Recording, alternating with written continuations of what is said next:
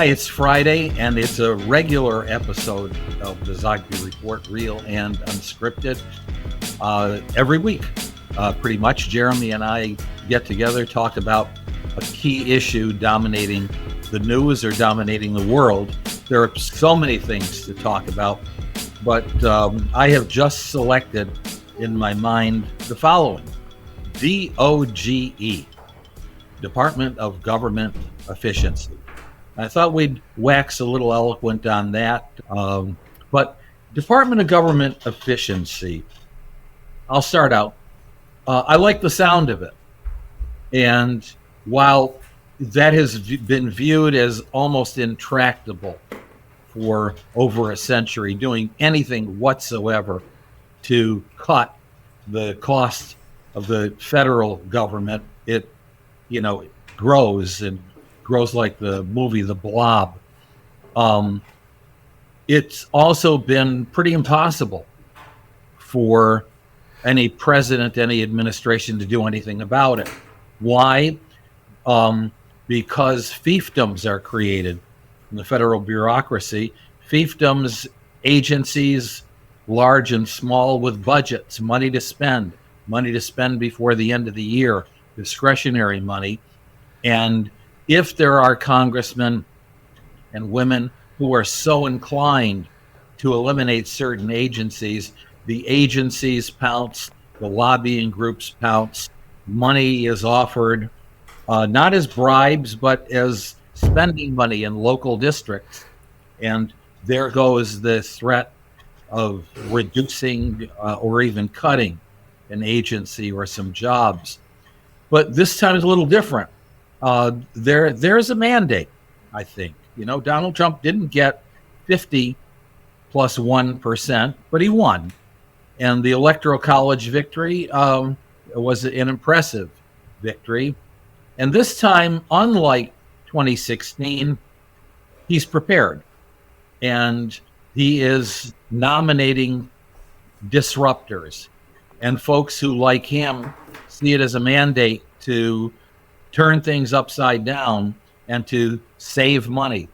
And I believe that the middle class, the working class of all races that voted for Donald Trump, see that as a mandate that we've got to stop accumulating national debt, and that we always think in terms of taxes, because we can't think in terms of cutting. But I do think that we are in that cost-cutting mode. Now, can Donald Trump pull it off? Can he do it successfully? Get it started, at least? Can he reduce the size of government without moving from disruption to chaos? What happens to the tens of thousands of federal workers who are protected, but now not protected, probably because of some legal or contractual obligation that they're under, plus their capacity to offer Congress money for local districts? That's the big question. He is clearly, and this is my last point, he is clearly appointed disruptors. People, in fact, who one can argue are hostile to the agencies that they're supposed to run. Whether that's for good or evil remains to be seen. I am taking the position. I'm not a fan of Donald Trump. You know that. Anybody who watches this knows that. I still find it hard to believe that anybody who could talk about Haitians eating cats and other outrages could be elected president of the United States. But I'm willing to give him his honeymoon and willing to give him an opportunity to make good on his promises. And I applaud the Democrats and to some degree the liberal media for stepping back and not, I'll make a verb out of this, Adam Schiffing it this time by just assuming that he's an evil man and that he needs to be investigated. So that is my opener. That's a screed, I think, is what we call it. But that's my opener. What do you think? Well, there's a lot there. But yeah, I mean, the notion of DOGE, the Department of Government Efficiency, is fascinating. These are questions and comments that I have about that. I mean, first of all, it's been a long time coming. Yeah.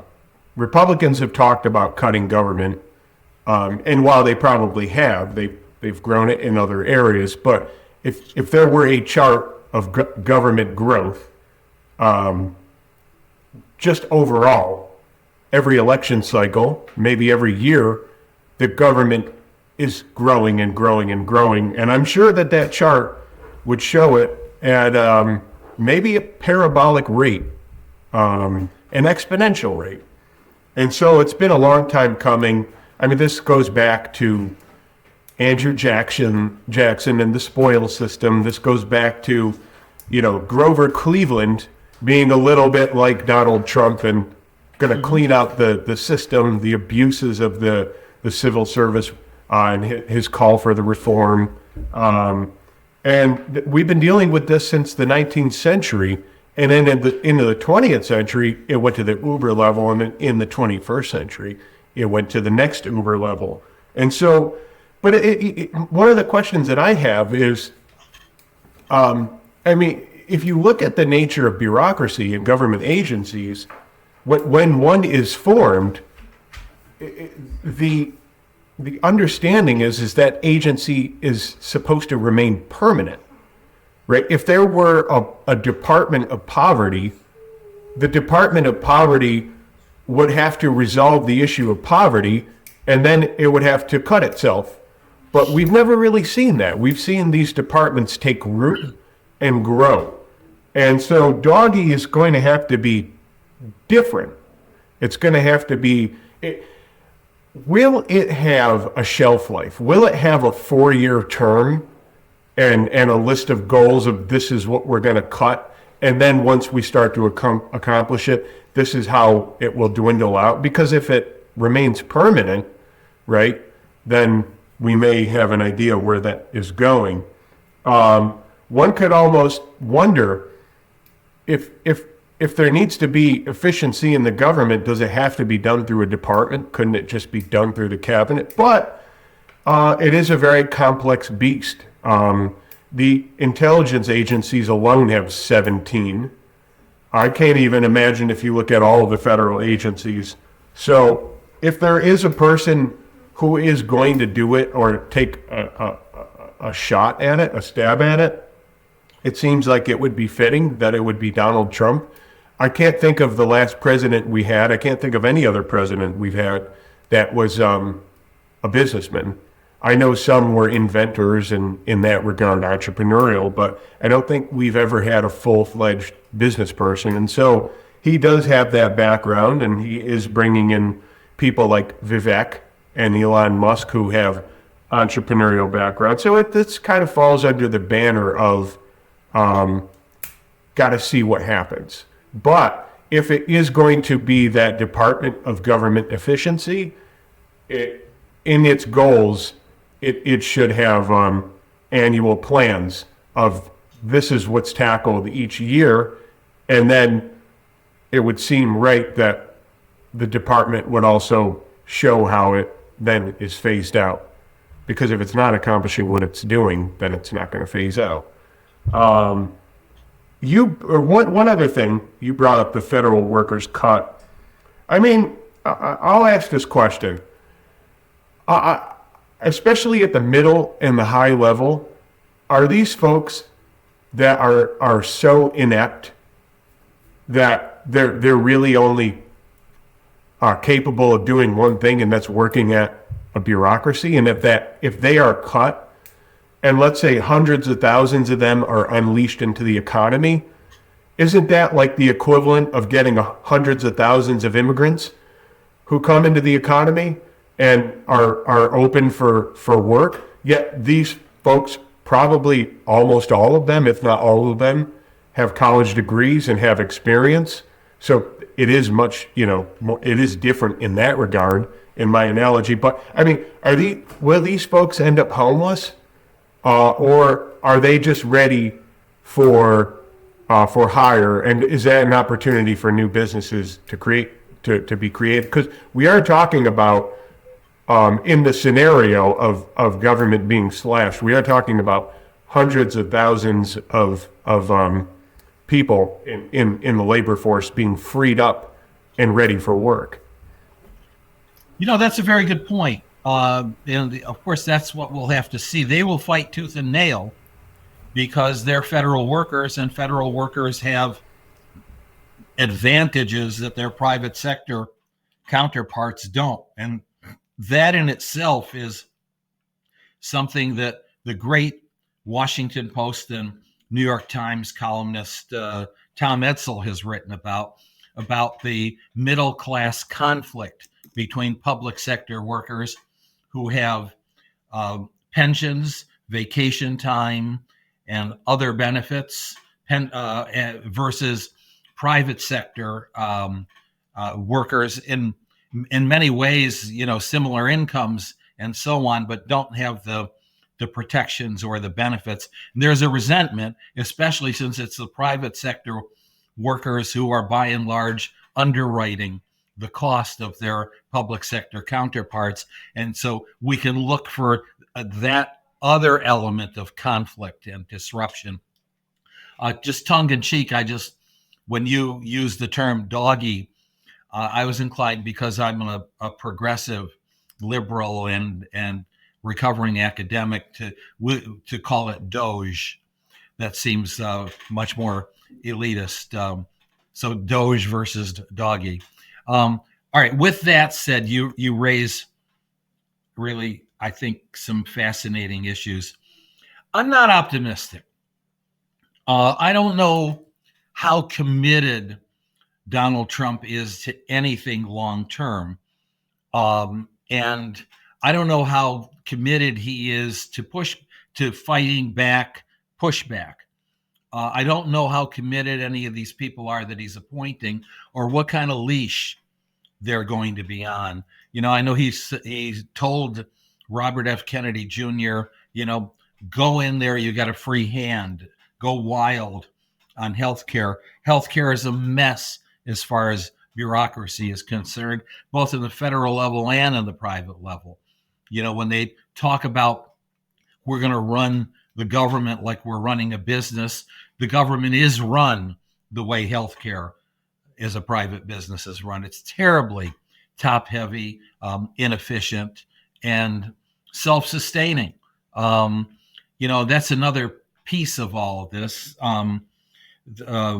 The fact that so many agencies exist now because they exist, and there's a built-in mechanism to fund them, whether it's out of lethargy or fear or whatever, that we're talking about a major break with our culture of cutting government.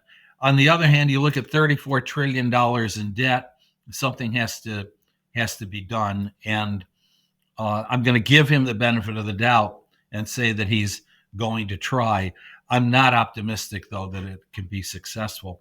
And incidentally, you may or may not recall that under Bill Clinton, Vice President Gore was selected to form the Grace Commission with the founder of W.R. Grace to do a massive study on cutting the federal government.